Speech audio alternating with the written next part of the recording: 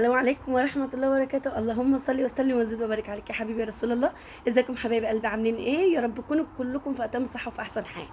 الشيخ ده يا جماعة وانا بقلب كده على التيك توك، بصراحة شفته عجبني جدا فنزلته على التليفون. عايزة اقول لكم ان فعلا شيخ محترم جدا جدا، من الدعاة المحترمين اللي هو فعلا يستحق ان العالم كله يسمعه. بس انا طبعا لو سمعته لكم اليوتيوب هيديني يعني انذار، فانا مش ناقصه والله، فيا اللي مكفين. فالمهم انا عايزه احكي لكم القصه اللي حكاها بصوتي انا مش بصوته هو، بس طبعا هو ليه كل الفضل ان انا اسمع القصه دي، وانا جايبه لكم اهو عشان تشوفوه، واللي يعرفوا بالله عليكم يعمل له متابعه ويتابعوا. طيب شيرين قولي لنا كان بيقول ايه. هحكي لكم قصه المدمن اللي كان بيبيع المخدرات التائب، عشان تعرفوا ان مفيش حاجة مستعصية على الله، وربنا كبير، وربنا اذا احب عبد ابتلاه. طيب وبعد ما يبتلي يتوب عليه. اذا احب عبد ابتلاه وبعد ما يبتليه يتوب عليه. طب يتوب عليه ازاي يا شيرين؟ ربنا يرزقه بحد كده زي الشيخ الجميل ده، او زي مثلا اي حد، مش هقول شيرين يعني، ما هي شيرين مش شيخه برضه، بس ادينا بنتعلم، طول ما احنا عايشين بنتعلم. هحكي لكم قصه واحد كان شغال، مش شغال، فاتح قهوه، او هي مش قهوه اساسا يعني، او مش كافيه، لا هي غرزه بيجيب فيها مخدرات ويبيع فيها مخدرات للايه، للناس وكده، وبص مدمر الدنيا. وبعدين هو كان اسلوبه وحش جدا مع مراته، على فكره القصه دي حقيقيه، اقسمت بالله حقيقيه. فطبعا انا مش عايزه اقول لكم يعني، هو كان اسمه سماره، مش عايزه اديكم التفاصيل قوي يعني، لا يوصل لي ولا حاجه ويقول لي فضحتيني يا شير. المهم يا جماعه ايه، كان اسمه سمار. فسمرة ده كان فاتح الغرزة اللي هو بيجيب فيها الناس يشربوا مخدرات ويشرب معاهم. وكانت مراته طبعا مستاءة من اللي بيحصل، لانها بتتعذب معاه، بتتعذب لان اللي بيشرب ده ممكن، في ناس بتبقى تحس ان الشرب ده ما بيأثرش معاه، وفي ناس تحس ان بتحول حياة اللي حواليها جحيم بسبب الشرب وبسبب قلة الأدب اللي هم بيعملوها، لأن كل حياتهم وكل دنيتهم تفكيرهم في المخدرات، مش تفكيرهم لا في عيالهم ولا في مرات يعني مراته، ولا في الكلام ده كله. اهم حاجه يلاقي عنده مخدراته، اشياءه، حاجاته، خلاص انتهى. المهم عشان بس تعرفوا يا جماعه ان الخير في امتي الى يوم الدين، زي ما الرسول صلى الله عليه وسلم قال. سمره كان فاتح غرزه، وكانت الناس كلها بتيجي عنده تشرب مخدرات. ففي شويه دعاة اسلام او شيوخ زي ما احنا بنقول كده باللغه العربيه يعني بتاعتنا كده. الشيوخ دول كانوا بيروحوا ياخدوا الشباب من على القهوة، ويقولوا لهم تعالوا احنا هنقول لكم على حاجة، وتعالوا الجامع معانا، وخشوا شوفوا مسجد ربنا، وخشوا اسمعوا كلام ربنا. فكان كل يوم ياخد شوية من سمرة اللي هو صاحب الغرزة، المهم يرجعهم تائبين، ما يرجعوش على الغرزة دي تاني او القهوة دي تاني. سمرة كان مستاء جدا جدا جدا من اللي بيحصل، ان هو كده بيقول انا ده قطع عيش. هو مش قطع عيش والله، انت لو تفهم ان يمكن ربنا عمل كده عشان انت في الاخر سكتك تبقى بيضة مش تبقى سودة، لان انت كده داخل في يعني المخدرات دي اخرها ايه، حيطة سد زي ما بيقولوا. المهم يا جماعة اللي حصل ان سمارة زعل وبقى مستاء ان ده عيشه بيتقطع. المهم عمل ايه، راح جاب فحم واكسره حتت صغنطوطة جدا جدا جدا، صغيرة قوي يعني، اللي هي قد ايه، قد فصوص الخواتم كده، الفص بتاع الخاتم كده. المهم يعني وولع في الفحم لحد ما الفحم بقى جمرة، وخلى الدعاة دول جايين عشان ياخدوا شوية من الناس الشباب اللي في الغرزة، اللي بياخدوا منه المخدرات. المهم وقام رششهم بيه. طبعا الشيوخ بقى تصوت من اللي جت في رجليه، واللي جت في اعزكم الله في ظهره، واللي جت في شعره، واللي جت في وشه، واللي جت في بطنه، واللي مشي عليها برجليه. يعني بصوا كان منظر يعني يصعب على الكافر. فطبعا الشيوخ طلعوا جري على الجامع وكده، وبيبكوا من شدة الوجع. فالمهم في نصهم قال بقوا يحاسبنوا عليه ويفوضوا امرهم لله، وفي النص التاني قال لهم يعني قالوا لبعض اللي هم الشيوخ احنا ندعي له بالهدايه. فالنص التاني اللي هم عاملين بيحاسبنوا عليه، تدعي لمين بالهدايه؟ يعني هدفنا بجمر من النار، انت بتتكلم تقول ايه، ده بيعذبنا. قال له ما هو عشان بيعذبنا احنا عايزين نكسب فيه ثواب وندعي له بالهدايه، لعلها تكون ساعه استجابه وربنا يتقبل مننا.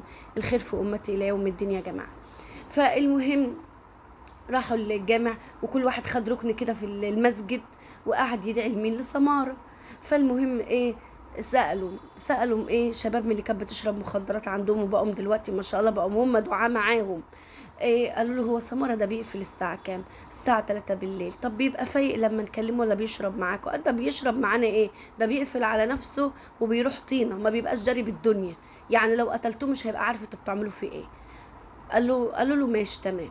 المهم راحوا له الساعه 3 بالليل، لقوه فعلا طينه. واليوم ده ما راحش لمراته، ومراته قالت اللهم لك الحمد انه ما جاش البيت اصلا، لانه كان بيجي ينكد عليا مش بيجي يفرح.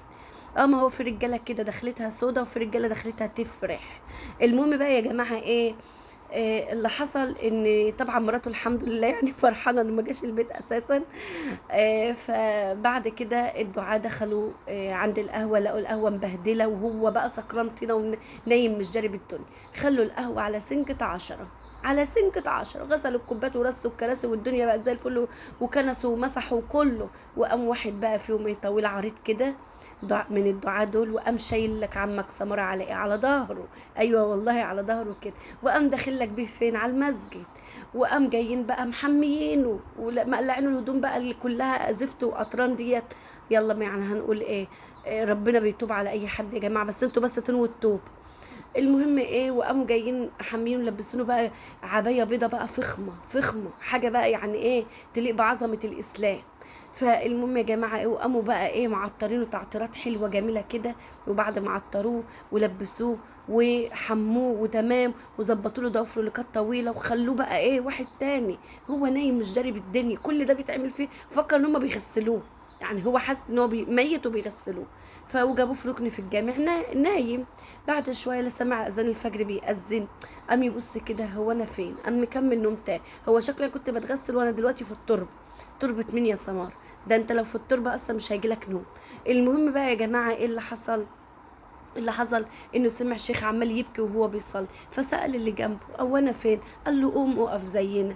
قال له انا هعمل ايه، قال له اعمل زي ما احنا ما بنعمل، يعني نصلي، يعني لما نقف لما نوطي، لما نركح في الارض نركح في الارض، تعمل معانا. فالمهم سمرة قال لهم ماشي وتمام ومفيش اي حاجه. عمل معه، سمع الشيخ بيبكي جدا. فبيسأل اللي جنبه الشيخ ده بيبكي ليه اللي هو بيصلي بيهم.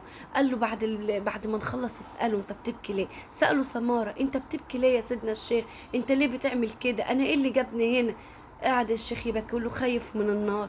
قال له خايف من النار، ما انت خايف من النار، امال انا اعمل ايه. فقعد يبكي مع الشيخ ويبكي اكتر من الشيخ. فالشيخ قعد يقول له قول كل اللي جواك، اعمل كل اللي جواك، اتكلم كل اللي طلع كل اللي جواك، لحد ما قعد يبكي سمارة، يبكي.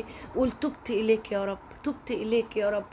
بقى الشيخ هو نفسه فرحان وبيقول له شوفوا سمارة اللي انتوا كنتوا بتقولوا يعني حسبي الله ودوقنا النار، شوفوا سمارة بقى خايف من النار ازاي. عايزه اقول لكم ان سمارة رجع واحد تاني جدا. خليكم معايا، خليكم انا اللي بكلمكم، سيبكم بقى دلوقتي الشيخ خلاص شكرا يا شيخ، خليكم معايا قصه حلوه قوي. فالمهم سمارة ايه، سمارة بقى يعني بقى خايف وخايف من عذاب ربنا، وبقى يبكي على ربنا هيعملوا فيه لما يعني ما نقابل ربنا يوم القيامة هنقول له ايه، هقول له ايه، انا تبت اليك يا رب، سامحني يا رب، اغفر لي يا رب. يا جماعة الناس اللي بتعتقد ان ممكن مدمن مخدرات انا ابعد عنه ليه، طب ما انا ممكن اقرب منه، ما انا ممكن احتويه، ما انا ممكن اطبطب عليه، ما انا بص اخده واحده واحده، الدنيا ما اتبنتش في يوم. احسسه ان انت والله انت انسان كويس، بس انت اتحطيت في ابتلاء يا سيدي، وعايزين بقى نطلع من الابتلاء ده، عشان ربنا بيحب دايما عبده اللي دايما باصص لقدامه للجنه، مش باصص للنار، بص للجنة مش للنار يا جماعة، لأن ربنا بيحب عباده جدا جدا، فمش عايزهم يخشوا النار. فعايز كل لما يشوف حد وحش نصلح منه، كل ما يشوف حد وحش نصلح منه. المهم مراته بقت فرحانة مبسوطة، وداخل عليها بالجلابية البيضاء ويقول لها أنا تبت عن كل حاجة وحش. خدته في حضنها واحتوته وقالت أنا كنت من زمان بقول لك، بس كل حاجة لها وقت، كل حاجة لها وقت. دلوقتي بقى سمارة يعمل ايه بقى، قفل طبعا الغرزة بتاعته وفتح مشروع تاني خالص فيه حاجات حلوة ترضي ربنا، تمام كده. طيب بعد كده عمل ايه بقى، كل ما يشوف شوية ناس كده ملمومين في غرزة تانية كده، وعارف ما هو عارف بقى، ما هو معلش من 10 الأم 40 يوم صار منه، هو كان صاحب الأم كله، يعني هو عارف كل غرزة فيها ايه وبيشربوا ايه. يخش على شوية الشباب تعرفين النوع ده كذا والنوع ده كذا والصنف ده بكذا والصنف ده بكذا، يستغربوا ايه يا عم ده انت بدقنك متر في يعني واصلة لحد صدرك، اللي انت بتقوله ده، يقول لهم انا كنت كده وربنا تاب عليا، عشان اعرفكم ان السكه دي اخرتها وحشه، وان السكه ديت انت داخل في حيطه سد. انتوا بتعملوا حاجات غلط، انتوا بتعملوا حاجات تغضب ربنا. انا كنت زيكم واكتر منكم، وكنت ببيع وكنت بشتري وكنت وربنا تاب عليا. شوفوا لما ربنا تاب عليا بقى شكل نضيف وحلو ازاي. ده يتوب اي غرزه يدخل فيه دلوقتي، اي مكان الدعاء يوصلوا له من الطريق ده. في شباب بتضيع نفسها من الادمان والمخدرات والحاجات دي كلها، يجيبوا لهم ثمار. شيرين قصة حقيقية، أقسمت بعزة جلالة الله قصة حقيقية. اللي وصل معاه لحد هنا يحط لايك ويشترك في القناة ويقول لي جزاك الله كل خير يا شيرين. اعمل لنا قصص حلوة كتيرة من دي واحنا معاك.